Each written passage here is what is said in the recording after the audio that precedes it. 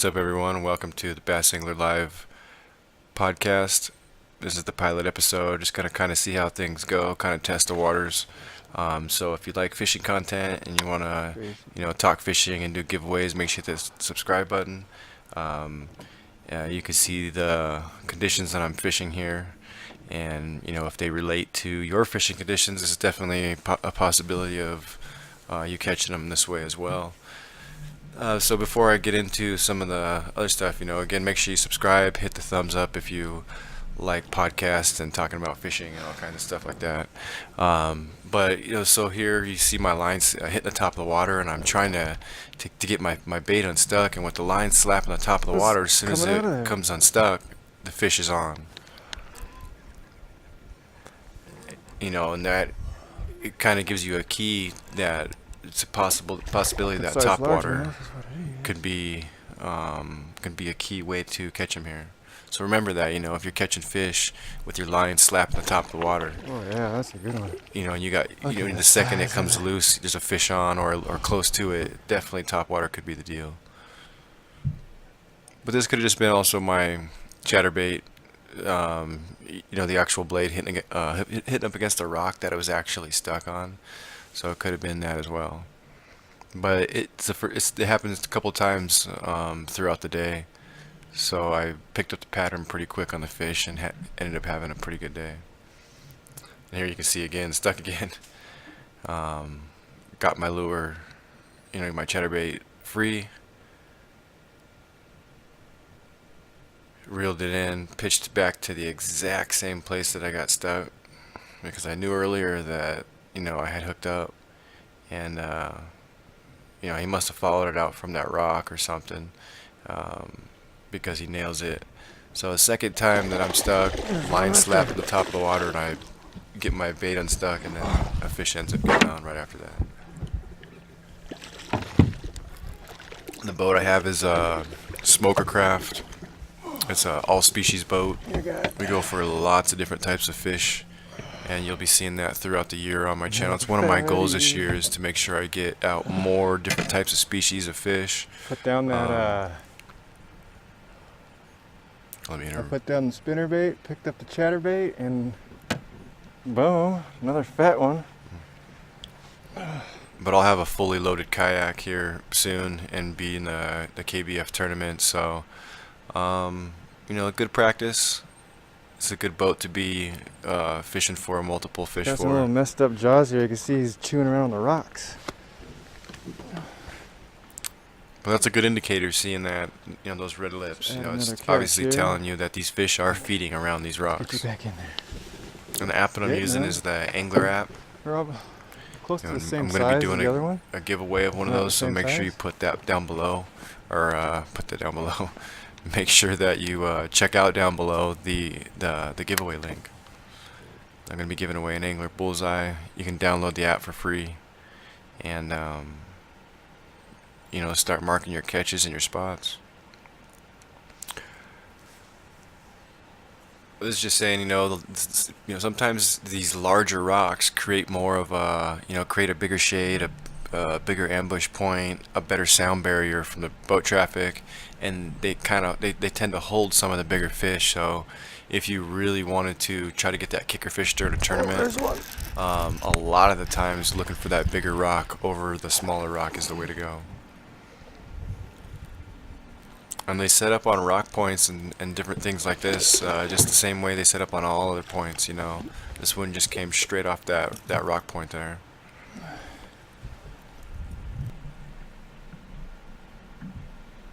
Still thinks he's swimming. Don't realize he's caught yet. Most of the fish today were in the 3 to 4 pound range. I think there's a couple that were in the 2 pound range.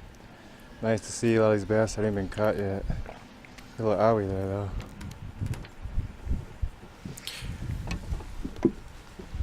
But I have done some tournament fishing at a club level and done pretty good. I took 6th, or I took 6th in the Delta because my partner tried backseating me and didn't catch much, and I ended up weighing in all 5 of our fish. Well, he did catch some fish, but I culled his fish out. So I ended up taking 6th or 5th. I don't know if it was 5th or 6th now. Gosh don't know. dang, I hope you guys saw that.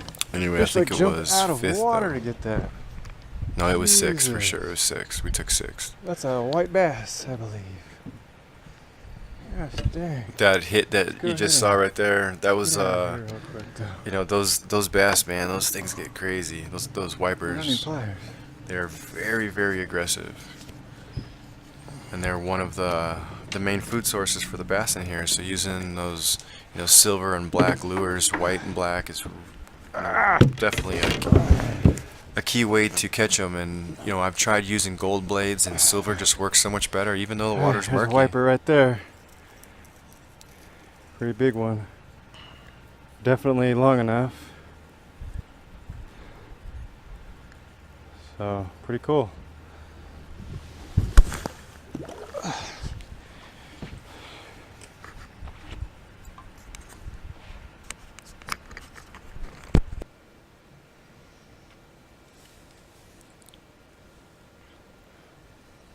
Alright, so here's me just casting along the bigger rocks, you know, throughout the lake. You know, a lot of this is duplicated underwater as well. You know, if you find the bigger rocks underwater, you can find some of the bigger fish as well. You know, and there's no huge fish that came today, but man, in a tournament, these fish would be solid. Give me some solid tournament fish. Especially with the water, Chatterbait does it again. you know, water temperature dropping.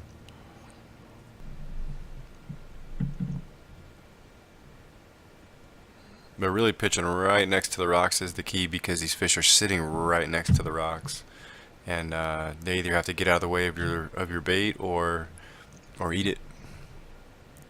And you see another good size 3, it's a little over 3, like 3 1/4.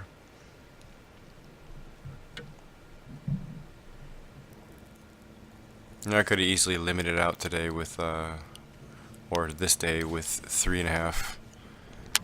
You know, a good, you know, 18 pound, 19 pounds or so.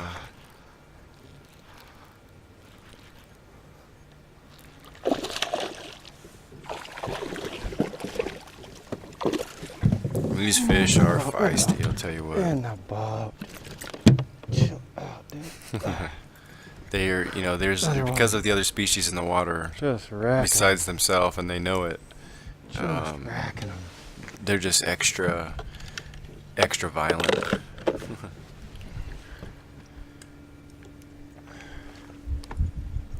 You know, again, make sure you guys put your invitation to your channels down below so I can follow you guys as well. I'm going to be doing these podcasts once or twice a month, and I'm going to be using a couple different programs and kind of, you know, get it working, you know, a little bit more like a podcast. But you know, early episodes are always a little on the raw side, and you know, I mainly just want to get across the fact that we're going to be talking bass fishing.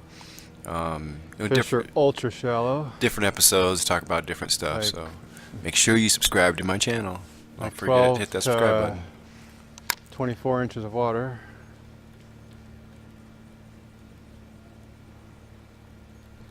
You know, make the podcast anywhere from 30 minutes to an hour, depending on the subject we're talking about. You know, but I think really Ooh, breaking gotta do down that. the seasons and where we're at, and the water temperatures, what the fish are doing during those water temperatures, and you know, different cover and structure that they're seeking out, and why. Because you know, having multiple cover and structure in your lake, and then the fish using multiple ones, you know, sometimes it's, you know, just finding out that why they're switching from one to the other, you know, will make your fishing experience so much better. You'll catch so many more fish, and usually it's a food thing. You know, it's usually, you know, it's what the bass pretty much do all day, is just, you know, hunt food. But you know, so sometimes, you know, going beyond why a bass goes from, you know, one cover to the other, but actually finding out the bait that they're chasing from cover to cover, why does it go from cover to cover, you know? You know, just different things. You know, barometric pressure dropping and raising has a lot to do with it, so those are topics we'll be talking about. And I don't just fish out of a boat either. I fish out of a pond, at quite a few ponds. So we'll have some pond videos in there. We'll break down, when you walk up to a pond, what's the best place to fish there, and how can you tell, like how to tell what's the possible best place to fish there. A lot of times it's the deepest place in the pond, but depending, like again, it just depends on the time of the year. Well, what popped up on the screen right there, that was me wanting to remind myself, talk about short hook sets. You can see a lot of the time here, like right there. Right there. I'm not actually setting the hook like a full hook set. I'm just giving these little small hook sets because when the fish hits it, a lot of times they're coming back for it. And if the fish hits it and then you give a full hook set, you pull it way too far away for that bass uh, to come back and hit it a second time. You've already practically got it back to the boat by then. So by doing the short hook sets, when you feel that you get a bite or you feel like you hit something, just that little short hook set will pull it just a little bit away from the fish that struck it, and allow them to have time to come hit before it gets back to the boat. So the bunch of these little short hook sets are the way to go. But I'm doing uh, pretty hard hook sets too. They're short, but they're kind of hard. And I just launched that bait way over there by that rock. You can see me pulling them from that big rock. And again, talking about the big Oh, rock. super shallow. That they out of Real this shallow. whole area right here, they chose to hang out by the biggest rock.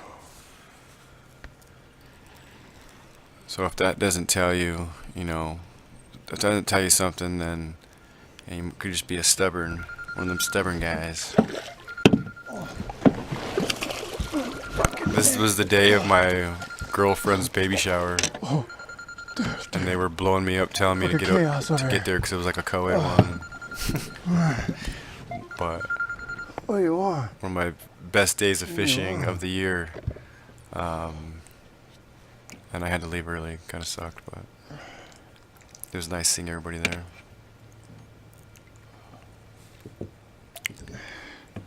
Can tell it's the right bait when it's in their mouth. I believe that's a Bruiser Baits. No, I don't think it's Bruiser Baits. That I don't trailer. know. I'll remember what it is. Oh, it's a I don't Gambler. know. It's Gambler Lure. It's made by Gambler Lures, and it's their swim bait. It's in the June bug color, and the color on the chatterbait is black and red. So Yeah, I don't know. Are the fish just more active now, or is it that they like this bait? I mean, I decided to go with a darker color instead of lighter colors that I go with a lot of the times. And man, you can see the result. yeah, when I There's see another it one. off that rock Yeah, again, right right there. I don't even believe there was an edit from the last fish to this one. Yeah, I think there's like 3 or 4 fish that came off this rock. One thing I would recommend that I'm not doing is I would stay further back in an aluminum boat. And again, like I said, this isn't my all species Another boat. fatty. You see that? See that belly there? And The belly on that. aluminum boat does make a little more noise than I would like. All right. So backing off really helps. This winter, you we're back in? completely recarpeting the inside, so the sides, everything will be recarpeted. Make it more comfortable and just look nicer. We've done some really good fishing trips out of it.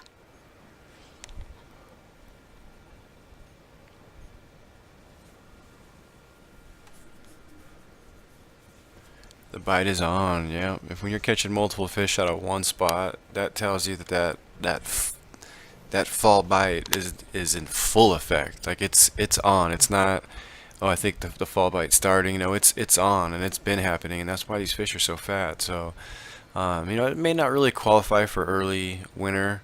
I put early winter because for some people it does qualify, for early winter, like in San Diego and stuff. They get I might have a dead battery. warmer weather, so of course they're not going to qualify for that. But a lot of the other places, like here, for instance, you give it, a week, and we're shooting down to 50 degrees, 45-degree water temps, and it just doesn't take long. So these fish transition into different periods very, very quickly. The spawn here happens very quickly. The fall bite happens very quickly, and until they're in their full-blown winter pattern. That's why I did put early winter on here, because the early winter pattern is on that early winter pattern is shallow water. Some of those bigger fish pull up shallow, and like I said, start to hunt some of those slower bait fish that are dying. Make sure you guys subscribe if you made it this far. Like I said, most of these podcasts, all these podcasts in the future are going to be live, and going to be bringing some people on to the podcast. Some pros, some Joes, some locals in different spots that can talk about, what's going on in their area, what people are catching fish off of, things that could, impact, their lakes if somebody were to do this, things that are impacting it because of bad things that are happening, just different topics and stuff like that. I really want to hit hard mostly of the actual bass fishing and what we're doing to catch them, because that's what everybody wants to do, is catch fish, and they want to catch the bigger ones because those bigger fish are bigger for a reason. They're bigger because they're smart, and they're not going to just hit any lure any way you work it. You have to really get lucky and run that bait in front of one, or just find one that's in the mood to bite, if you're not working your lure properly or using the proper lure. But you can also higher your chances by putting yourself in some of those spots that are higher percentage spots. So definitely, you're in that don't fall forget that. pattern when you catch 3 fish off the exact same spot, and the rest of the year hasn't been like that. Yeah, and I don't know if most of you guys probably don't know, but I've been out for a couple years with some issues, cancer, bladder cancer, and just some, kidney stone, just some other stuff that was just horrible. So I only got to fishing halfway through this past year, and I had a bunch of my fishing gear taken and stuff stolen, and so I'm just kind of getting everything back to normal. When you're feeling the way I was, man, I never thought I would ever not want to bass fish, but during those times I just didn't want to bass fish. I was just too messed up, and tell you what, it feels so good to have the passion for bass fishing again. It feels amazing, and I'm very grateful.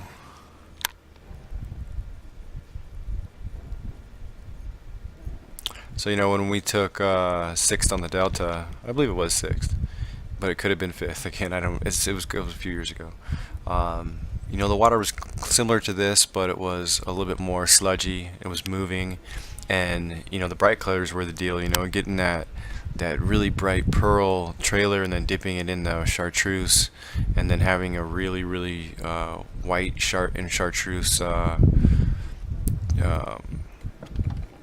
skirt on your vibrating jig was the deal, and hitting just throwing it into those stocks and then tapping those stocks was the deal, and I was just wrecking them. So that's one of the things I did here, is I decided to use that same color because I figured it would stand out really, really well, and it has, and I've caught quite a bit. But there was a point here where the bite just stopped, and I didn't know if it was from the water temperature dropping or if it was from them just getting used to my lure. So I just switched up to this darker color, and the bite's back on. In fact, some of the bigger ones are biting it. So I think that not only does this stand out as good, but it's a little more natural as well. So seeing something just super bright yellow swim by you, may with the flashing and everything, may give a possible appearance that's moving a little faster, where this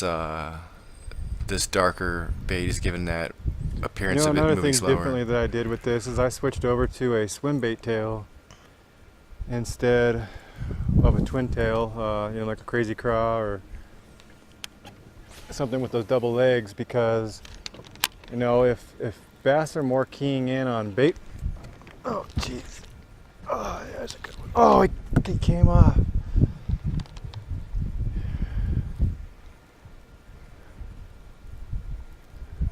I think I finished what I was going to say here. You know, bass are keying in on bait fish, then it just makes sense to use something that's going to resemble more a bait fish.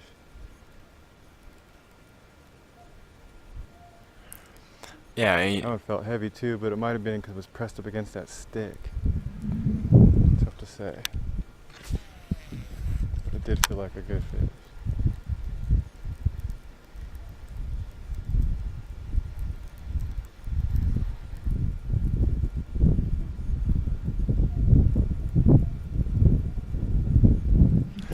you know, with the switching to like a paddle tail trailer too, also makes it to where there's more surface tension on that bait, and it gives a little bit more pull in the water. So when you're pulling it through the water, it's not just flying through the water.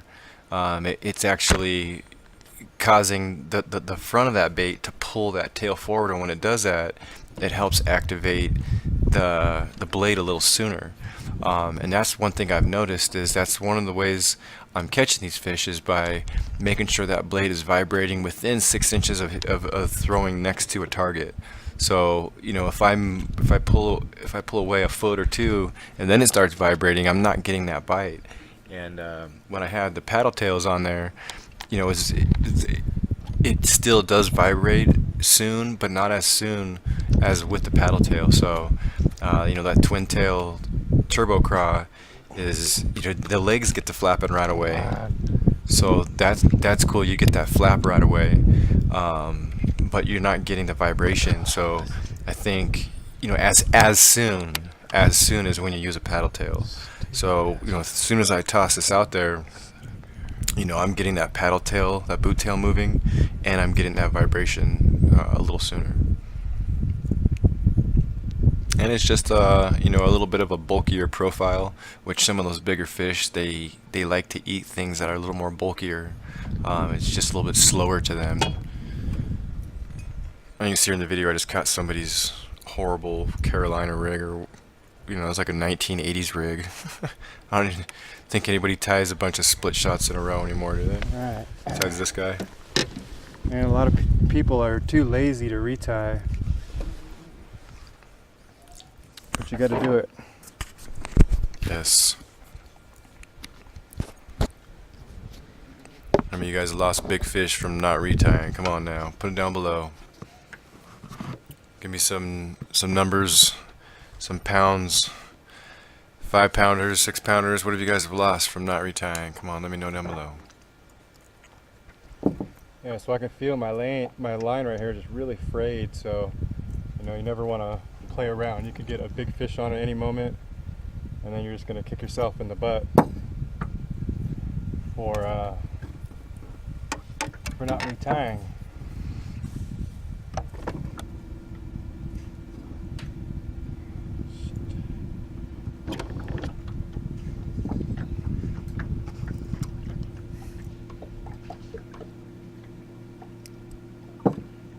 Cool thing about autopilot on a trolling motor.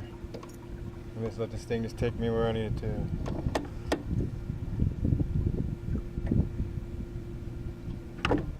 There. Now, with these chatterbaits, all I do is just tie a regular old Palomar knot.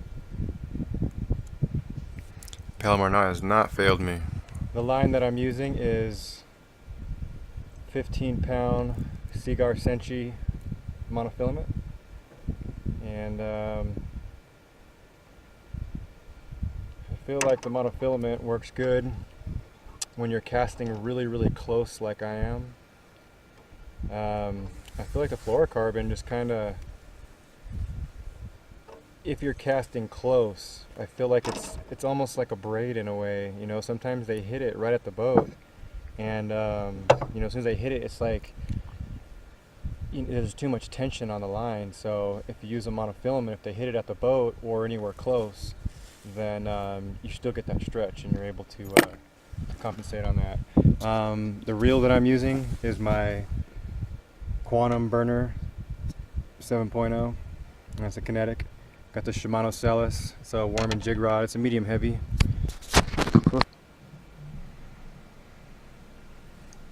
Yeah, and Sunline actually came out with a new line that's for reaction baits only, and it's a fluorocarbon, but it's got more stretch than a lot of fluorocarbons. Helps you land more fish.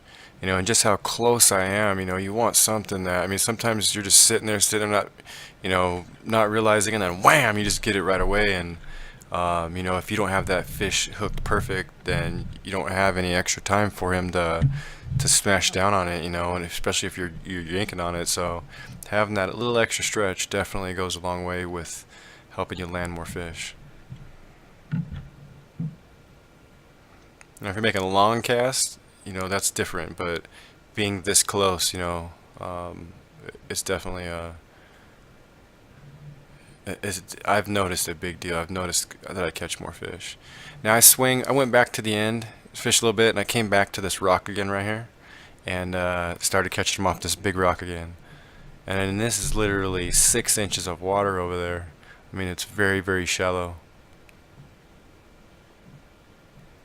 So they're just sitting there pushing the bait fish up as shallow as they can, and also bathing in that sun. Everybody wonders why you're still using a net, or why I use a net.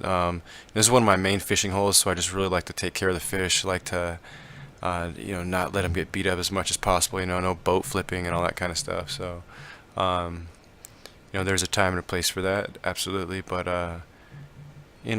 I just want to take really good care of these fish. This fishery has not been loaded with bass for a long time, and you see right there where I caught that fish, and somebody's wake from their boat hit at the same time, and if you see, I kind of jumped up, and then the fish jumped off at the same time.